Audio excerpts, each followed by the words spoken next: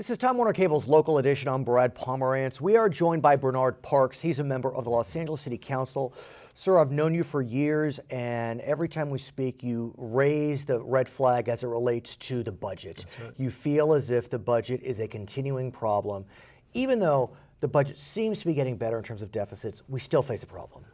We face a major problem. You know, what's unfortunate, the way the issues are worded is that it shows this year we're down to $200 million shortfall.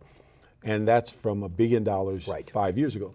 But if you project 5 years from today, you're back to $1 billion. So the key is, what are the things that drive the budget? They're the personnel costs, right. They're the overhead, they're the pension, they're the medical. Those things are growing by leaps and bounds, and your revenue is coming in around the same amount, $7.2 billion, 7.3. So the outlay is growing significantly faster than your revenue. And what's interesting is, in November, voters in the city of Los Angeles voted 60% in favor of Proposition 30, increasing their sales tax by ½ cent. A mere 5 months later, voters in the city of Los Angeles rejected a sales tax increase within city limits. Only 45% voted yes. That says a lot about what voters are feeling toward the city and its finances. Well, I think what you find, if you go back and look, these are the things that have been placed on the community. We've had millions of dollars of bond for police, animal shelter, and fire stations. $1 million worth of bonds for dealing with sewer repair. We've raised the trash fees up 3 or 4 times.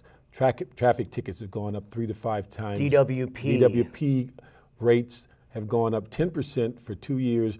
Expectation of 30% more, and we haven't gotten to the water rates. Right. At some point, there's a limit of what people can absorb. And I think the public basically, after looking at $1.5 million campaign suggesting that police and fire would go away, they said, no, that's enough.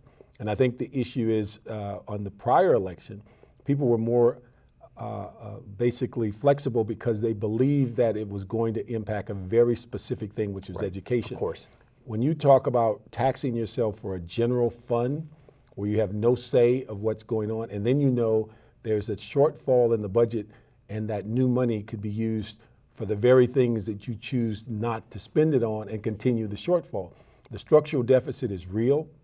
There's no longer can you play with it. So where do we go from here if revenues are flat? Well, if revenues are flat, the things that you have to go back and say, what drives the deficit? It's personnel costs. How do you reduce personnel costs without the negative impact on services? You have to go against one of those old, ancient concerns in the city. You have to contract work out. You have to begin to look at where services continue to go and you pay less for them. Do we sell parking lots? Well, I don't think you sell parking lots. I think you deal with that in the managing of them. Electronic equipment makes them more viable. You don't, in today's age, how many parking lots have you gone into where people are actually collecting money? You can do that all electronically and increase but the that could dollar. increase unemployment. I mean, we know a lot of the unemployment over the last few years was driven by government layoffs. Well, I think the government has to make a decision. Are they in the business of a hiring situation, or are they here to provide service? So if you are a government agency and you think your goal is to hire people, then you'll have a situation to where you are talking about billion-dollar deficits and also payments for medical and pensions that you can't afford. In our final moments, we'll have a new mayor, we'll have new council members. Are you bullish on the future in terms of the budget? Well, I think the key is this: we're at a point in the budget. No, I'm not bullish. I think the issue is we're at a point in the budget where we can ill afford to make mistakes. Okay. They could be lasting, and we could be talking to somebody in a black robe about our future. He's Bernard Parks. I'm Brad Pomerance. Thanks for watching Time Warner Cable's Local Edition.